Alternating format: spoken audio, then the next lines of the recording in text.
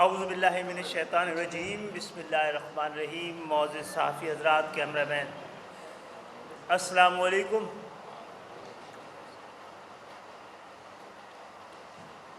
آج ہم نے آپ کو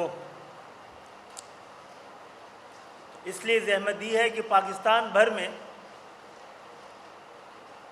اگر جمہوریت ہے اور جمہوری دور ہے تو آپ اس میں دیکھتے ہیں کہ وزیر اعظم کی مدت اگر پوری ہو جائے یا وقت سے پہلے ہٹا دیے جائیں تو نئے الیکشن کے لیے ایک عبوری حکومت اور ایک عبوری وزیر اعظم آتا ہے۔ اسی طرح وزیر اعلیٰ کے لیے بھی یہی ہے۔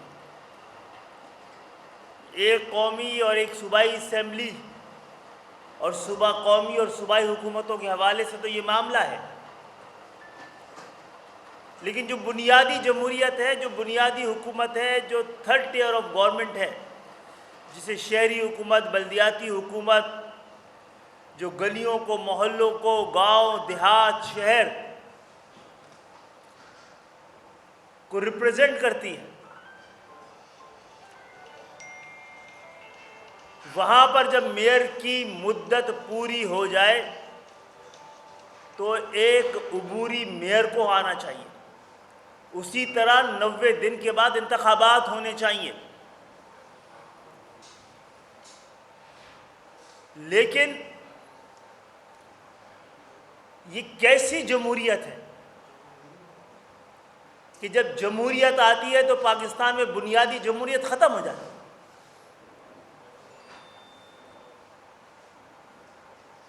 اور یہ معاملہ پورے پاکستان کے لیے ہے، لیکن اس کی سنگینی،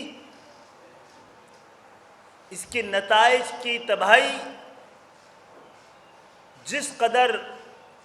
سندھ میں ہے اور جس کے زیادہ اثرات سندھ کے شہری علاقوں میں پڑتے ہیں، وہ تباہ کن ثابت ہوتے رہے ہیں اور ایک بہت بڑی تباہی کی جانب ہم جا رہے ہیں۔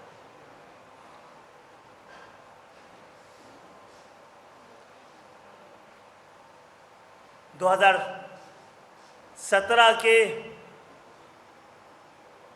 سینسس پر جو ناانصافی اور دھوکہ سندھ کے شہری علاقوں کے ساتھ کیا گیا ہے، وہ کسی کے اور کے ساتھ نہیں کیا گیا۔ اسی لیے ہم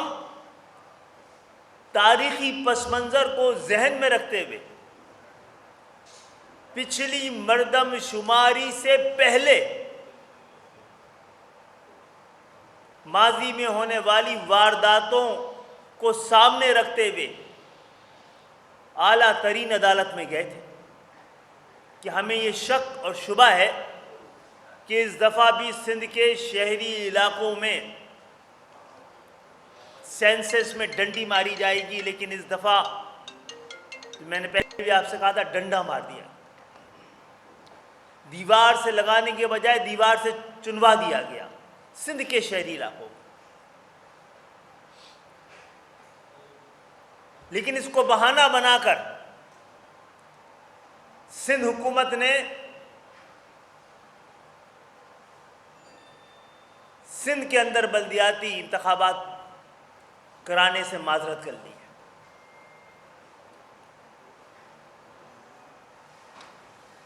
ہم پہلے بھی کہہ چکے ہیں کہ اگر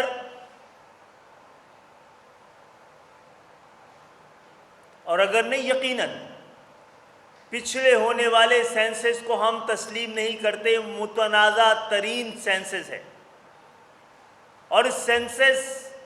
کے سب سے بڑے بینیفیشری پاکستان میں پاکستان پیپلز پارٹی کی حکومت ہے۔ احتجاج ان کا ہم سب دیکھ رہے ہیں، لیکن اس کی سب سے بڑی بینیفیشری اس لحاظ سے ہے کہ سندھ کے شہری علاقے جو اس وقت سندھ کی آبادی کا 60% سے زیادہ ہے، ان کی آبادی کو آدھا سا بھی کم دکھایا گیا ہے۔ ہم اعلیٰ عدالتوں سے آپ کے ذریعے یہ مطالبہ کرتے ہیں کہ 1998 میں جو سینسس ہوا ہے اس کی بنیاد پر سندھ بھر میں فوری طور پر بلدیاتی انتخابات کرائے جائیں۔ کل بلاول صاحب نے کہا کہ یہ نہ کام کرتے ہیں نہ کرنے دیتے ہیں، اس میں انہوں نے ہمیں بھی شامل کیا ہے۔ آپ کی چوری پکڑے تو آپ کہہ رہے ہیں چوری کرنے نہیں دیتے، آپ کی کرپشن پہ شور مچائیں تو آپ کہتے ہیں کرپشن کرنے نہیں دیتے۔ یہی کہہ رہے ہیں نا، اس کے علاوہ اس کا کیا ترجمہ ہو سکتا ہے؟ اور اگر ایم کیو ایم سندھ کے شہری علاقوں میں آپ کو کام نہیں کرنے دے رہی تو یہ بتائیے اندرون شہر میں کون روک رہا ہے؟ اندرون سندھ میں آپ کو کون روک رہا ہے؟ وہاں آپ نے کون سے گل کھلائے ہیں؟ وہ جو ہزاروں ارب پر مشتمل کراچی سے ملنے والا ریونیو ہے، ہزاروں ارب پر مشتمل، وہ ہم پہ تو نہیں لگ رہا، ہم اپنے شہروں کو دیکھ کے اندازہ کر سکتے ہیں، لیکن پھر وہ کہاں لگ رہا ہے اور کہاں جا رہا ہے؟ کتوں کے کاٹنے سے تاریخ کے سب سے بڑے واقعات سندھ میں ہو رہے ہیں، تو کیا کتے ان کو روک رہے ہیں؟ تو اس معاملے کی میں بلدیاتی حکومت کے بغیر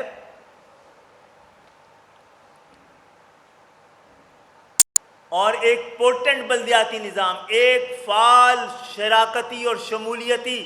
بلدیاتی نظام کے بغیر سندھ کے شہری علاقوں کی حالت کو بدلا نہیں جا سکتا۔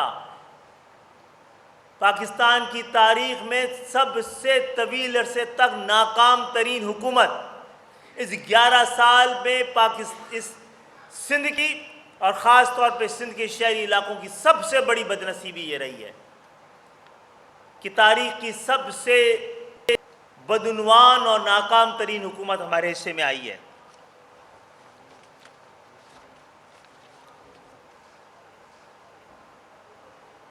اور آپ کے ذریعے ہی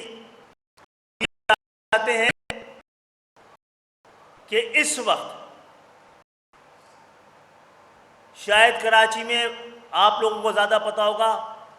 گزشتہ 3 مہینوں میں تاریخ کے سب سے زیادہ جرائم ہو رہے ہیں جتنی موٹر سائیکلوں ہیں جو کہ مڈل اور لوور مڈل کلاس کے طبقے کے لوگوں کے پاس ہوتی ہے، چوری ہو رہی ہے، تاریخ میں کبھی نہیں کی گئی ہے۔ اور یہ سب نااہلی سے زیادہ کراچی میں ہونے والے واقعات، جرائم، تباہی،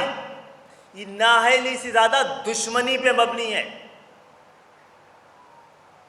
اور اس معاملے پہ اب زیادہ عرصے خاموش نہیں رہا جا سکتا ہے۔ ہم احتجاج کرتے رہے ہیں لیکن اس کی مدت ختم ہو رہی ہے۔ اگر پاکستان پیپلز پارٹی نے اپنے سندھ کے شہری علاقوں سے باہر سے لا کر بدعنوان ترین،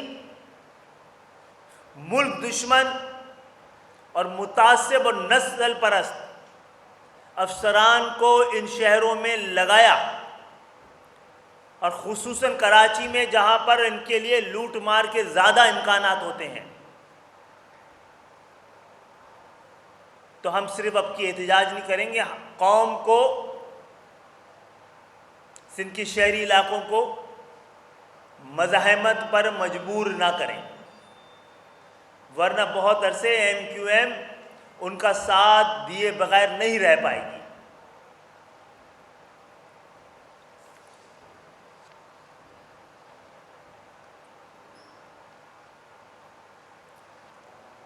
کورونا کی صورتحال کے حوالے سے ایم کیو ایم یہ کہتی رہی ہے، عوام سے بھی اپیل کرتی رہی ہے، حکومت کا ساتھ دینے کا بھی اندیا دیتی رہی ہے، اور اب بھی قوم سے یہ اپیل کرتی ہے کہ کورونا کا خطرہ ختم نہیں ہوا ہے، وہ مستقل کم اور زیادہ ہوتا رہا ہے، اس وقت بھی خطرے کی نشان سے اوپر ہے، لیکن اس کو بہانہ بنا کر آپ ان کی ٹائمنگ تو چیک کریں کہ کب وہ کرونا کے نام پر لاک ڈاؤن کر دیتے ہیں اور کب اچانک کھول دیتے ہیں۔ سندھ کی شہری علاقوں کے کاروبار کو تباہ کیا گیا، اب تعلیم کو بڑے منظم انداز سے تباہ کیا جا رہا ہے۔ سب سے پہلے تو اپنے بدعنوان افسران کو تعلیمی اداروں میں لگا کر نااہل ترین لوگوں کو اساتذہ کے مقام پر اور اس پہ بیٹھا کے مرتبے میں بیٹھا کر سندھ کے شہری علاقوں کی تعلیم کو تباہ کیا جا رہا ہے۔ بڑے پیمانے پر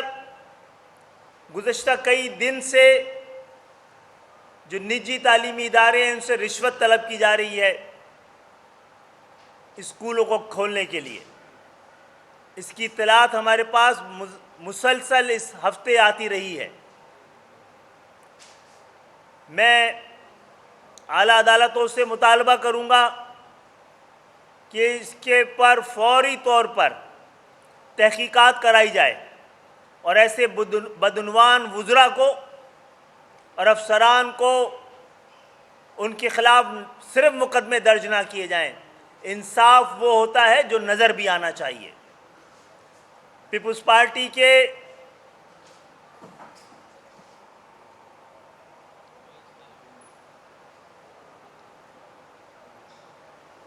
کتنے ہی رہنما وزراء اربوں روپے کی بدعنوانی میں پکڑے گئے، کیسز بنے، لیکن کیا کسی کو سزا ہوئی ہے؟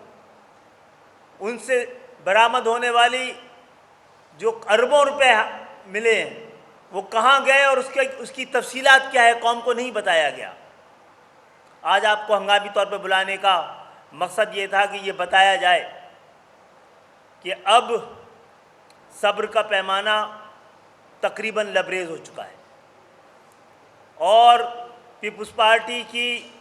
ارادوں کی وجہ سے اور ان کی دشمنی کی وجہ سے اب پانی خطرے کی لکیر سے اوپر آ رہا ہے، اور اس حوالے سے متحدہ قومی موومنٹ بہت جلد اپنا لاہ عمل آپ کے سامنے پیش کرے گی۔